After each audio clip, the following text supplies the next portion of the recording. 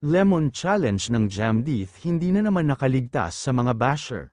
Magandang araw po sa inyong lahat mga ka-Jamdith, Medeth communities around the globe. Solid and silent supporters, shout out po sa inyong lahat.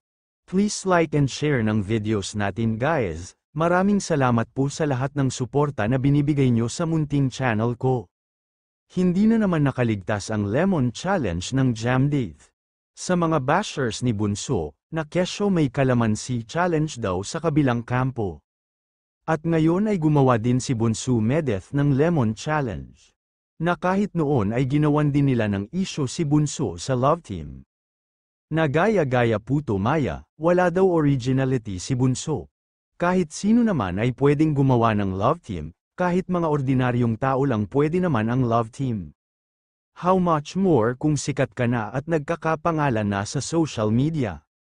Wala namang problema dun, nilalagyan lang talaga ng mali. O hinahanapan lang si Bunso ng butas, para lang may puntos ang mga aswang. Ngayon hindi pa sila nakontento sa Love Team, ngayon may bago na naman ipinupukol o nakita kay Bunso. Sa Lemon Challenge na naman na ginawa nila ni James. Kamakailan lang, lahat na lang daw gagayahin, mga bitter at inggit lang talaga ang mga aswang na ito kay Medeth. Bakit kalamansi naman sa kanila? Bakit hindi ba pwede gamitin ang lemon naman, para paiba naman sa kanila? Huwag na nga sila makialam sa Jamdith, basta marami pa din ang sumusuporta at nagmamahal sa Jamdith.